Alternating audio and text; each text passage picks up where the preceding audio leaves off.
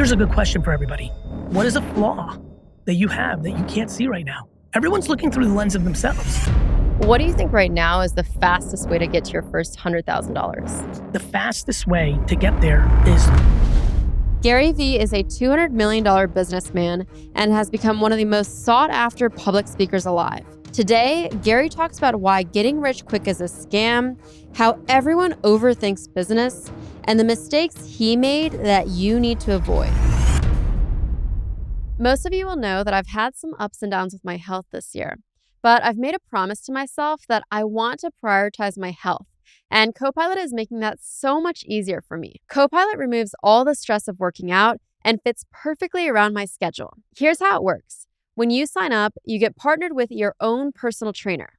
They make your workout plan for you based on your needs, and they check in with you regularly to make sure that you're on track. And it's all on an app. So wherever you are, you can do your workouts and get encouragement from your trainer. Recently, I got back from a super busy business trip. My trainer noticed I hadn't been as active, so she sent me the sweetest video message to encourage me to do a quick workout. It's an amazing feeling having an accountability partner. That's how great Copilot is. They're invested in you as a person, not just as a user. Copilot is fitness made easy. If you want to kickstart your health, then visit erica.com/copilot to get a 14-day free trial with your own personal trainer. That's erica.com/copilot. Erica is with a K. To kickstart your health plan with a free trial. I'll leave the link in the description so you can sign up now. I'm Erica Kohlberg, and you're listening to the Erica Taught Me podcast. What's the one thing that if you had learned it at 25, it would have accelerated your success trajectory so much more? That candor was a good thing, not a bad thing. And I didn't really know what the word candor meant at the time, but when I look back at my career at this point, it's very clear to me that was the kryptonite, that things were going super well and things went well and things are well. But the one place where I could have really taken it to the next level would have been when I look back at my career, all of the professional relationships that could be better today. And I really believe in relationships were predominantly employees, occasionally partners and vendors where I wasn't capable of delivering bad news out of actually loving them and liking them. And that then led to muckery, resentment on my end, sloppy exits and firings or partnership breakups. And so over the last 3-4 years, I think I've been able to up my candor game dramatically by reframing it as kind candor. And that's really worked for me. I'm still probably a 5 out of 10, which is not really great, but boy, going from a 1 out of 10 or a 2 out of 10 to a 5 or 6 out of 10 has been a monster jump. And I feel the effects. And that is definitely the black and white answer to if I could do it at 25 differently. What's the lack of candor you had at 25? And then now, if someone is underperforming at your company, what kind of candor do you have with them? I'm just able to have the conversation. Hey, Johnny, can I get 15 minutes with you? Hey, listen, brother, I love you. You're a good dude. You do a lot of things right. But this, and this that you're not doing well, it's so detrimental that it might lead to us not being able to work together. So can we work on it? And here's how I can help. And here's how you can help. That combo just didn't happen before. It would come out and I'd walk by Johnny and be like, hey, Johnny, get your game up, brother. Ha ha. I would do these little things and if I was close to you, I would razz you. I would try to communicate through a joke or a razz that was heavily, dipped in honey and sugar so it wouldn't hurt. I was just being around the bush. And so now it's what does it look like? Even having the combo. And the reason I'm 5 out of 10 is even when I'm having them now, I got to really get there to be like, oh, no, you got to shoot it straight. Because, it's in me to be around the bush in that scenario. And I'm really, really practicing on going right at it. And it's really been helpful. When have you felt in the last 5 years furthest away from being happy?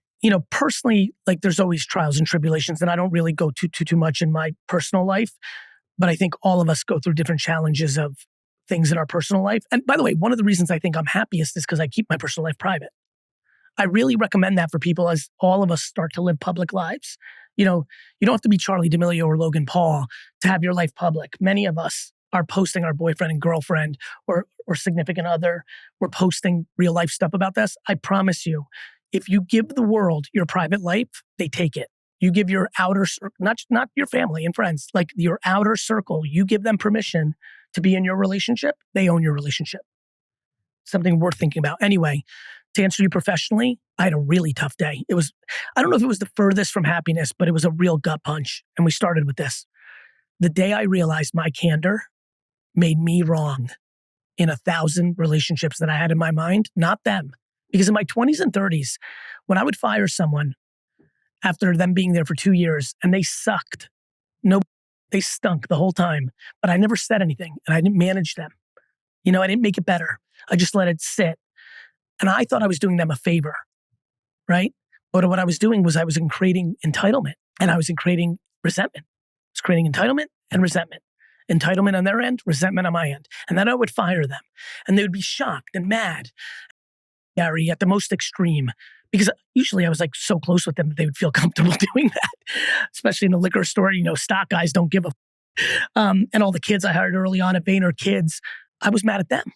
I was like, how did these people not see it? Are you kidding me? I've been doing charity for the last 2 years. 5, 6 years ago, when I had that moment, that come to Jesus moment, like really that day or two or week that it was clear in the front of my head, not in the back. And I would look myself in the mirror, or I would sit and take a shower, or I'd be on a flight and think about it, or while I was dreaming and sleeping about it. That week when I was reconciling, wait a minute, it's been me. My inability to tell the truth about how I feel when I'm upset. And even when I'm happy, like one of the things I'm thinking a lot about now is I don't smell the roses for myself. And that leads to my management style. I'm better at being like, good job. Like I sprinkle it more than I do bad job, but it's not like it's overtly in me. I don't communicate it through words. I communicate it through actions and vibe. When that happened to me, that was the low point of my professional career. That means that I had to reconcile that. All of us would like to think we're good and perfect. You know what I mean? And we know we're not. But when you don't see it, when you don't see that you're spoiled, like when you don't see it, when you're complaining with your friends, but your friends all know that your parents are paying your rent and you're still complaining and they don't have that, they're not looking at you with sympathy. They're looking at you with judgment to your delusion of your entitlement. Everyone's looking through the lens of themselves when they look at you. And even though that person might be right, just because your parents are paying rent doesn't mean your life's awesome. But it's still something we need to talk about, which is, here's a good question for everybody. What is a flaw that you have that you can't see right now? And that's something I've spent, what kind of really caught me was that's something I spend a lot of time on. Me saying this out loud is something I've done to myself, which is why over my 47 years on earth, starting at 10, 11, 12, 13, when that started hitting my radar, which is weird, which is why I cruised through high school. I was so self-aware. I struggled with no peer pressure. Anytime somebody picked on me or was mean to me, and growing up in the 80s and 90s in New Jersey, that happened every day, kids. I felt bad for them. I was like, I wonder if their parents, I would paint pictures. I'd be like, oh, this person is picking on me, but maybe their dad's an alcoholic. I would do that at 15. And by the way, in the 80s and 90s, the world wasn't as aware, but I was. Anyway, that all led me to be pretty self-aware and work on it. But this candor, boy, was that hiding.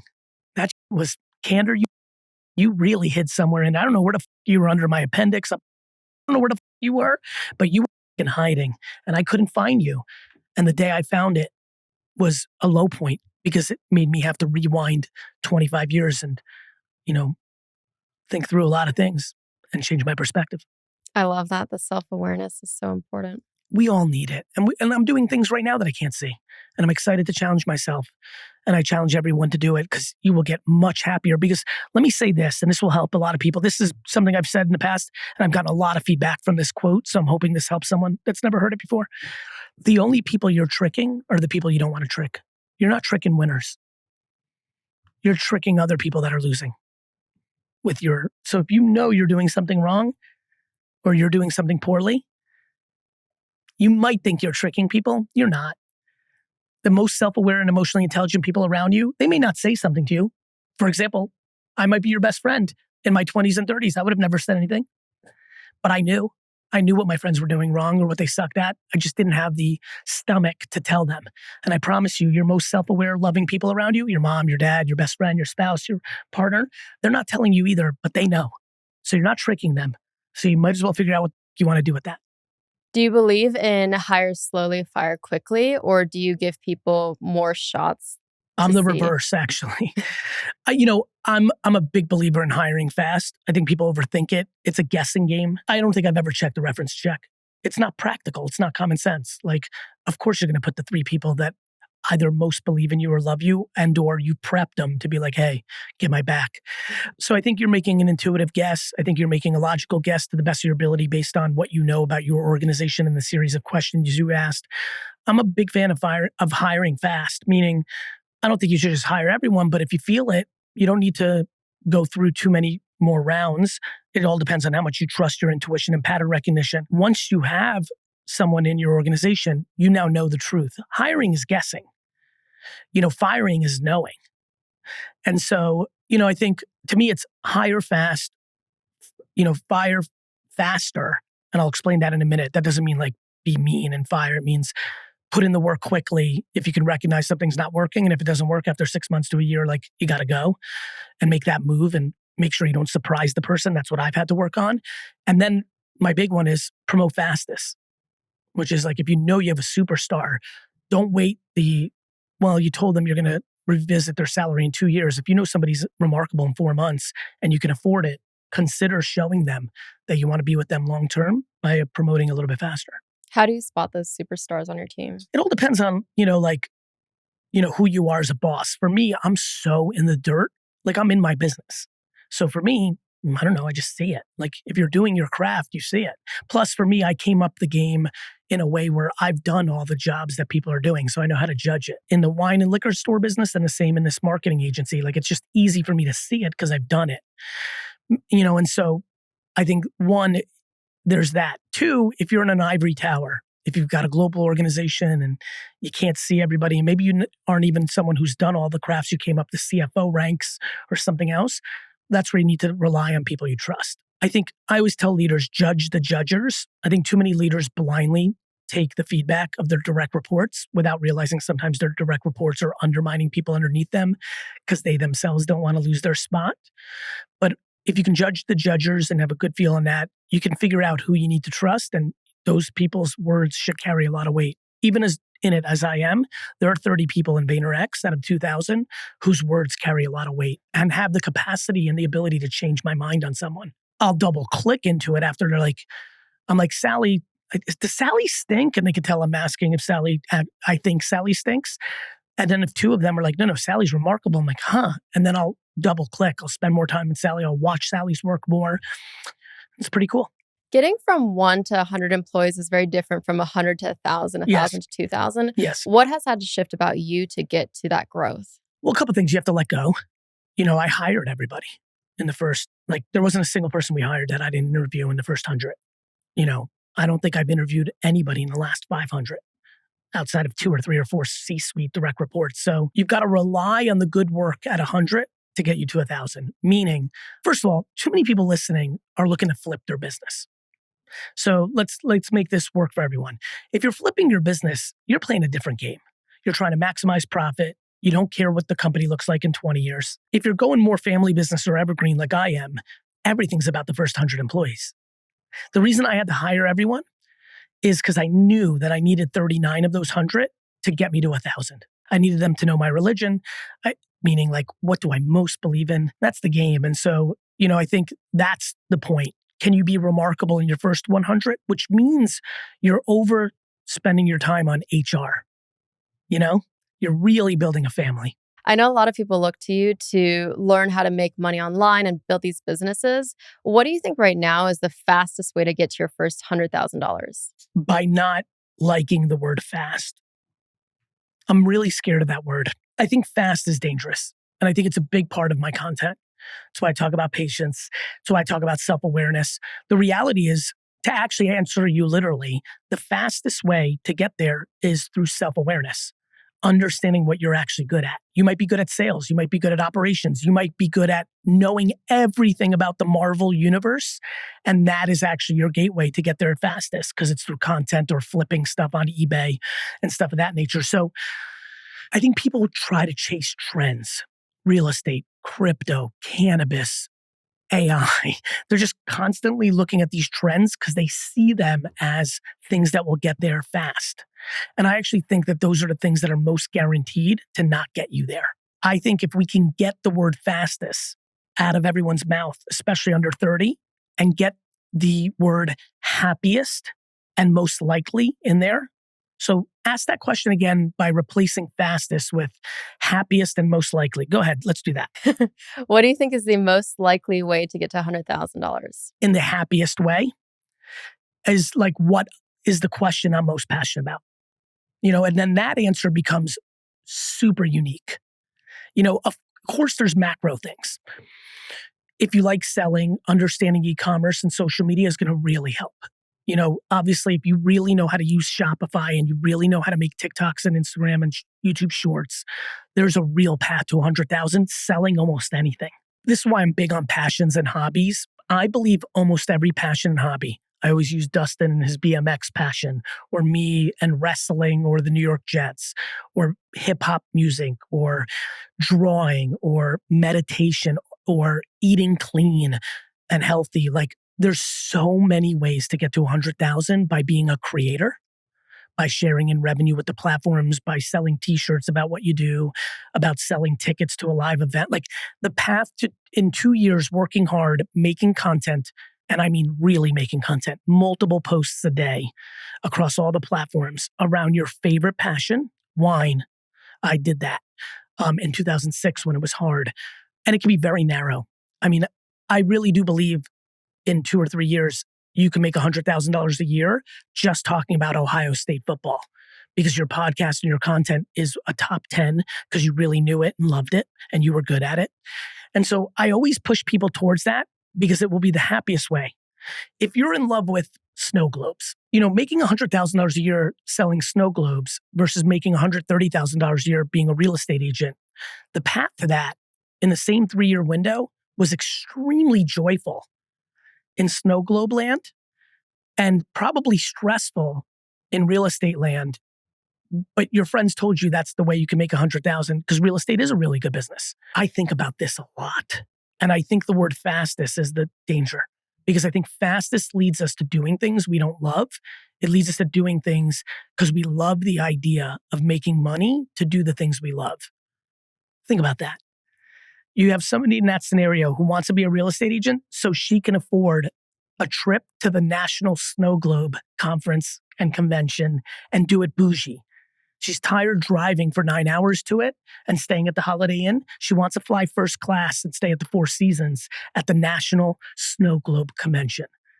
And that is one of the reasons that she decided to be a real estate agent versus understanding what I'm saying, which is start the Snow Globe podcast, make tons of snow globe content, realize that there's millions of people that collect snow globes, start an affiliate eBay business, make t-shirts, get sponsors from the top 10 snow globe companies by emailing them and telling them a year in that you actually have an audience.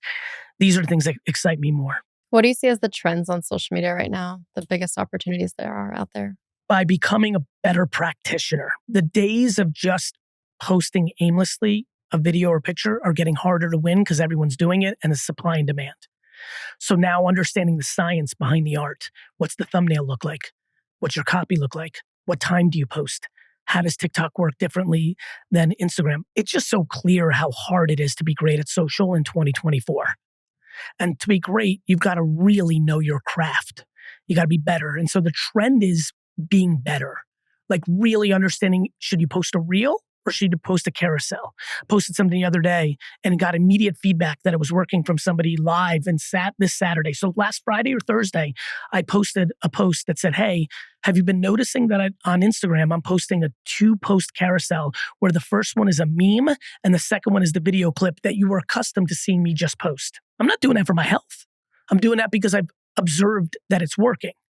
You should consider this too. Sure enough, I think the real Tarzan, that influencer, I saw him on Saturday in Utah at a conference and he came up to me. He's like, bro, you're a genius. Thank you. The first post I did with that tactic, I did a lot better than I've been doing last month. Thank you. And that's the ultimate for me when I do content that someone else takes it and runs. And so I'm doing this podcast. I'm hoping someone becomes the Snow Globe podcaster and emails me in 4 years. That thank you card whether in DM, email, or in person, is like the most delicious feeling for me professionally right now.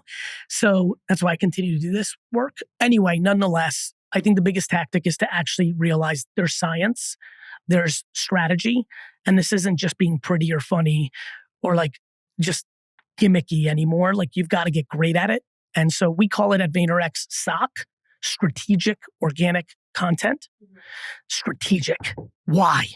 I want everybody right now to ask themselves why they posted the last or the next post. And most of it is grounded in their subconscious that something like this used to work. And I want it to work in the algorithm. That's not good enough anymore. And this whole philosophy is grounded in something we call PAC, platforms and culture. So really understanding the platforms, how YouTube Shorts works, but then also understanding culture. Like why are corduroy hats in? What, why did sexy red work? Why? Well, why is everyone infatuated with Taylor Swift and Kelsey, right? It's not just two celebrities getting together. It's a little bit of like that all-American kind of like, football player and the cheerleader pop star. You know what I mean? Like understanding the deeper meaning and understanding what that means to you and understanding, is there anything for you to do about it? That's what I spend my time on. I think a lot and I act on thoughts a lot and I test and try a lot. Many of the things I do don't show up in a podcast like this. There were many meme/video, 2-post carousel efforts that me and the team do all the time. They don't all work.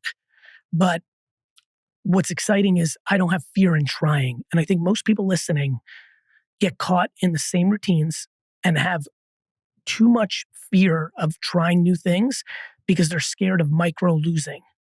And what I'm trying to do is get people in business, in entrepreneurship, and most of all in life to stop fearing as much, because too many are living their entire lives on the currency of fear.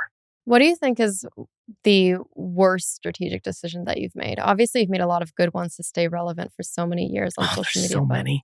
I didn't invest in Uber twice when it was my best bud. And it was because I was a little cash strapped and I valued short-term cash over long-term opportunity. That probably cost me anywhere between $250 and $600 million, which is more money than I have right now. So that was huge. When Stephen Ross bought a piece of VaynerX, he offered me a piece of the Dolphins instead of money. I emotionally said no because I love the Jets too much. That was obnoxiously bad. I switched from YouTube to something called Vidler early in my career because I liked the tagging system of Vidler. That probably left me not being able to build 10 times bigger audience on YouTube. I was there in 2006 before anybody was there. And I really, really missed that moment. I was right and then I was wrong. I could literally give you another 100 examples of these are big ones. These are big. So I'm on vacation just thinking, because that's what I do when I'm laying in the sun doing nothing. I can't help it. And I'm like, you know what? Netflix is going to be huge. So I never buy stock. So it was even weird for me to reach out to my financial advisor. I'm like, I want to buy stock. Because usually if I have stock, it's because I invested in the company early. I called my investment team and said, I'd like to put some of my cash into Netflix stock. As we're talking through we're kind of in the middle details, the Wi-Fi was bad because I was in Mexico or something, and it hung up. I call back and it doesn't work. Beep, beep, beep. I don't have this. I'm trying to walk around for a minute or two and I can't get the service. I'm like, you know what? I got back. I walked all the way back to my seat, texted my team and said, we'll get to this when I get back from vacation. Never do it. The number I said I wanted to put, hefty 7 figures of return. I was that right and that early. I've got too many. And anybody I think who's fairly successful in business has too many too, because it was all those decisions that got them there, which means there was a lot of other decisions they either got horribly wrong or missed out on opportunity. Not to mention, the way I actually think about life is it's the meetings and opportunities that you don't even know that you missed. Last night, there was a dinner with a bunch of leaders of agencies that at the last minute, for family reasons, I canceled. That could have been the meeting that changed the course of my career. And so I think people dwell on the mistakes they've made without realizing. So I just listed 4 or 5 good ones. I promise you, the 10 top biggest mistakes I've ever made were things I didn't show up for or didn't say yes to that would have led to remarkable opportunity that I have no idea even happened. I think once you get to that place mentally and realize you're constantly making mistakes and you're okay with it, it actually liberates you to enjoy this process more. And I think too many people struggle with that. On the flip side, what's been your most profitable investment? I mean, Facebook and Twitter as investments were remarkable. But the biggest investments I'll ever have is the ones I put my own time and effort into. Let me tell you what I've now realized 25 years in that I look for. I have to love the idea and the person. And every time I've either loved just the idea or just the person and made an investment, I've lost.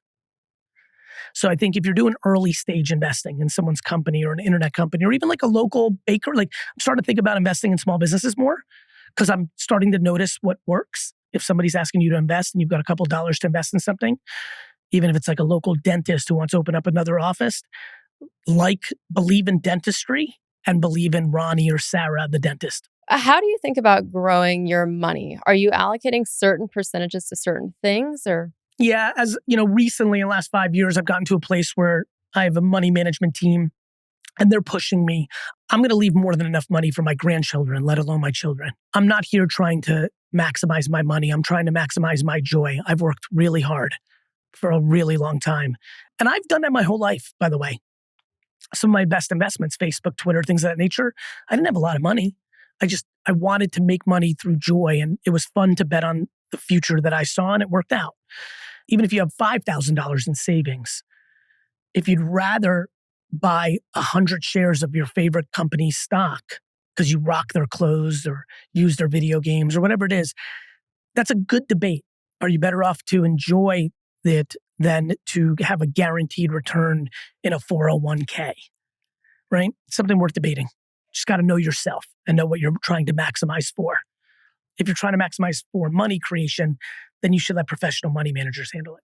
On maximizing joy, how do you make sure that you're not straying away from the things that give you joy? Because I'm sure as you're scaling, it's easy when HR gets involved and you have so many employees to lose sight of the things that give you joy just because you're running a larger operation. So how do you make sure that doesn't happen? By hiring people to do the things that you don't love.